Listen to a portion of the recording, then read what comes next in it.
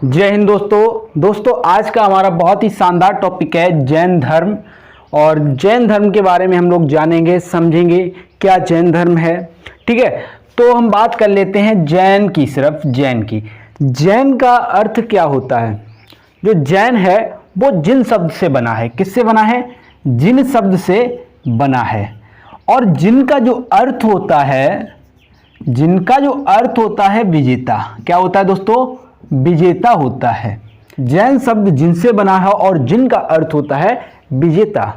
ठीक है, चलिए हम पहले समझ लेते हैं। जब सनातन धर्म था तो जैन धर्म और बौद्ध धर्म जैसे धर्मों की क्या आवश्यकता पड़ गई।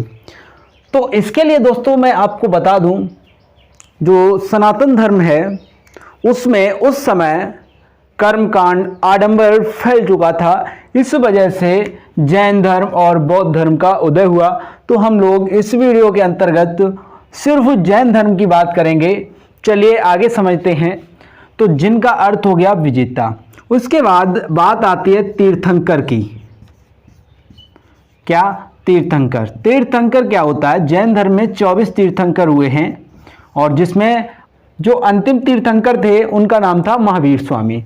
चलिए समझते हैं।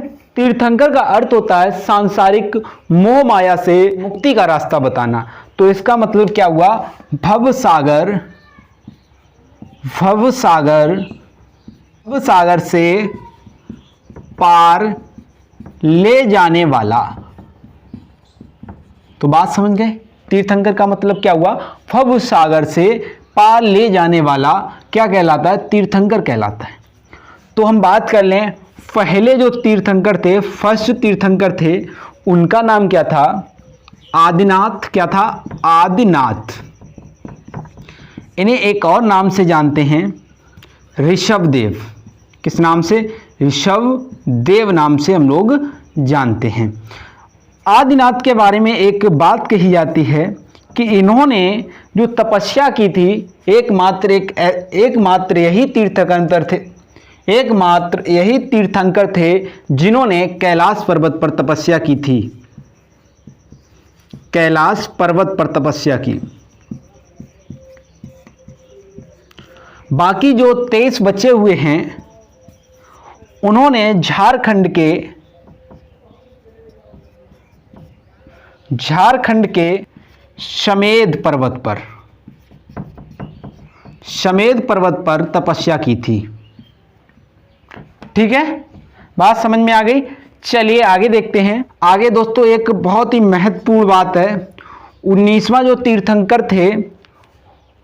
जो तीर्थंकर थे उनका नाम था मल्लीनाथ। मल्लीनाथ के ऊपर एक विवाद है। आज तक कि यही नहीं पता लगा ये पुरुष थे या महिला। क्या थे? पुरुष थे या महिला। चलिए उसके बाद 21 नंबर वाला देख लेते हैं। जो परीक्षाओं में अब तक पूछे गए हैं उन्हीं को क्लियर करेंगे, बाकी हम नाम याद नहीं करेंगे, उनकी हमें ज़रूरत नहीं है। 21वें जो थे उनका नाम था नेमिनाथ। क्या था? नेमिनाथ। उसके बाद 22वें जो तीर्थंकर थे उनका नाम था अरिष्टनेमी। क्या था? अरिष्टनेमी। इन दोनों को याद कैसे करना है?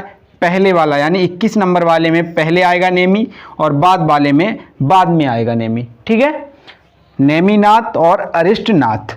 19 में मल्लीनाथ, 21 में नेमिनाथ, 22 में अरिष्टनेमी। ठीक है, याद हुआ। उसके बाद हेडिंग डालते हैं हम लोग 23वां तीर्थंकर कौन था? पार्श्वनाथ। चलिए हेडिंग डाल लीजिए पार्श्वनाथ। हेडिंग डाल लीजिए पार्श्वनाथ। पार्श्वनाथ थे कौन? पार्श्वनाथ कौन थे? तो समझ लीजिए काशी के इक्ष्वाकु वंश के राजा अश्वसेन के पुत्र। कौन थे? काशी के इक्ष्वाक वंश के राजा अश्वसेन के पुत्र पार्श्वनाथ थे, याद रखना। और इनके जो अनुयायी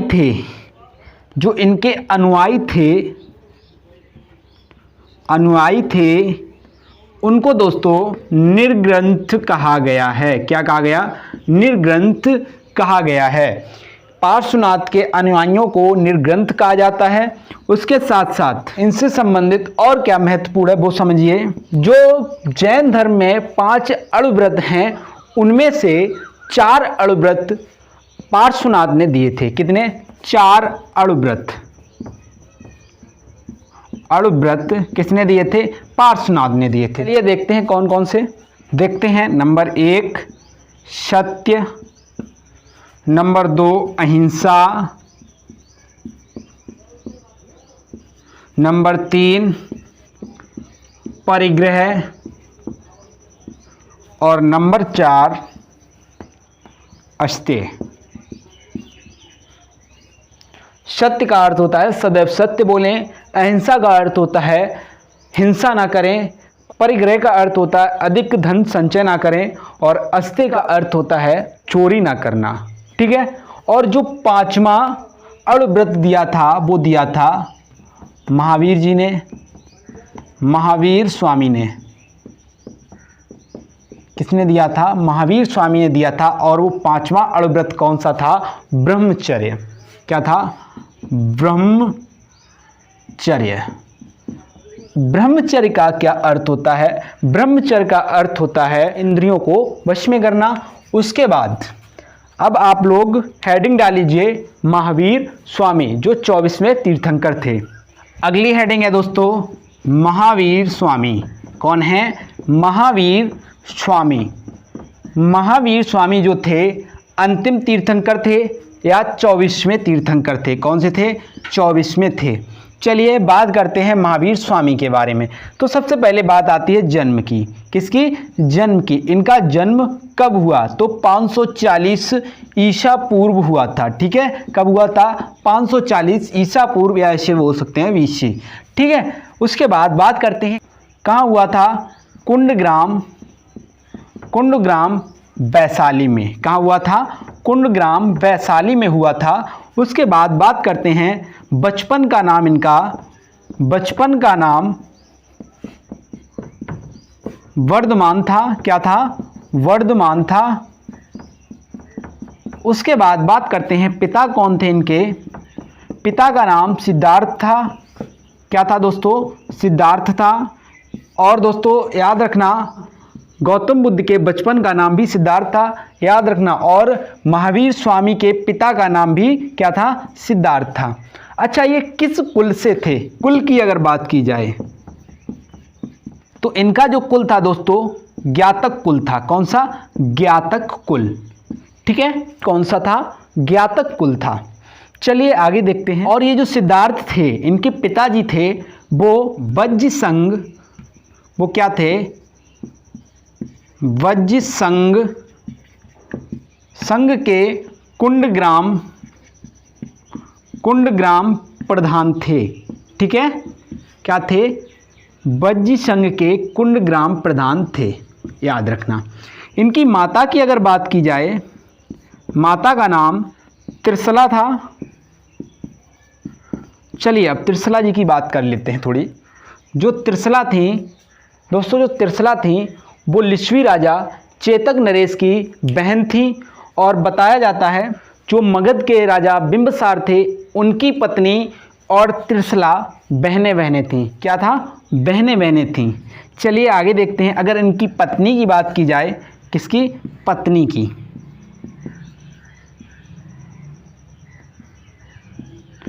पत्नी की बात की जाए तो इनकी पत्नी का नाम दोस्तों यशोदा था। और इनके एक पुत्री थी जिसका नाम था प्रियदर्शना। और इतिहास में इनका एक और नाम पढ़ने को मिलता है अडोजा।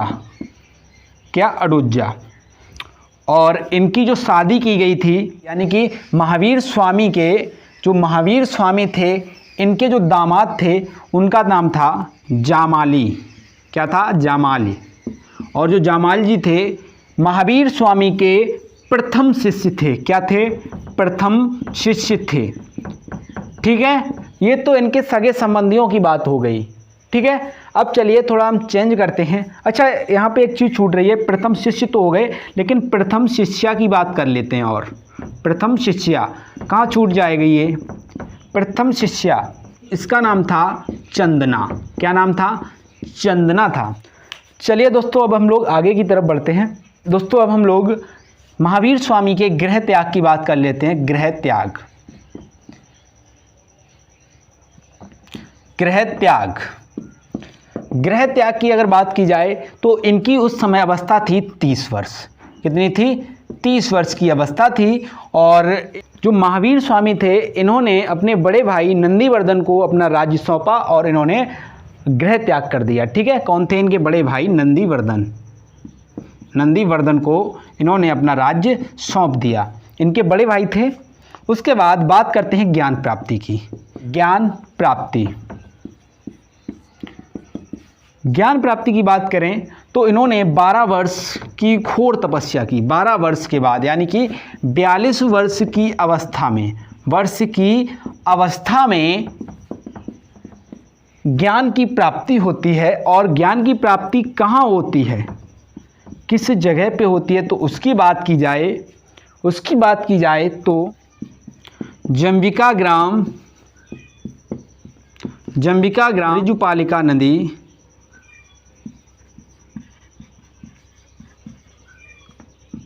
नदी के किनारे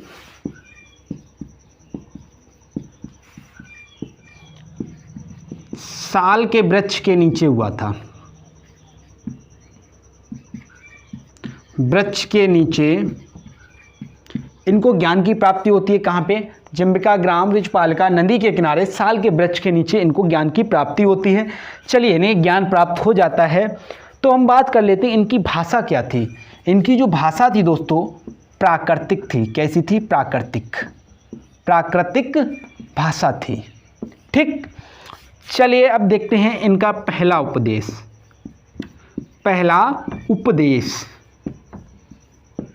तो इनका जो पहला उपदेश होता है दोस्तों, इस राजगृह में होता है। राजगृह में, चलिए राजगृह में किस जगह पे होता है तो समझते हैं।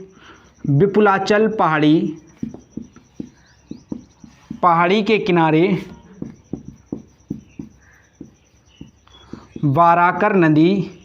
बाराकर नदी के तट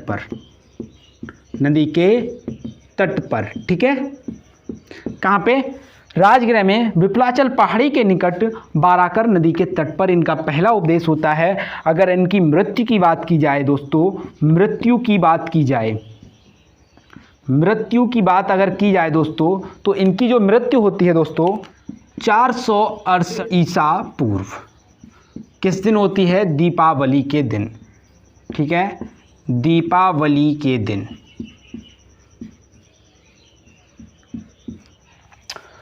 तो दोस्तों, जैन धर्म महावीर स्वामी के मृत्यु तक हो गया है। तो दोस्तों, आज का वीडियो हम लोग यहीं पे समाप्त करते हैं। नेक्स्ट वीडियो में हम लोग जैन धर्म को कंटिन्यू करेंगे और उसमें हम लोग सीखेंगे जैन संगीतियाँ, महावीर स्वामी की उपाधियाँ, कैवल्य, त्रिरत्न। उसके अलावा महावीर यानी जैन धर्म को मानने वाले यानी सपोर्ट करने वाले राजाओं के बारे में जानेंगे। हमारे जो इतिहास में जैन धर्म को जिन राजाओं ने सपोर्ट किया है उनके बारे में हम लोग चर्चा करेंगे। दोस्तों, आज की क्लास को हम लोग यहीं पे समाप्त करते हैं। मिलते हैं नेक्स्ट वीडियो में। तब तक के लिए नमस्कार, जय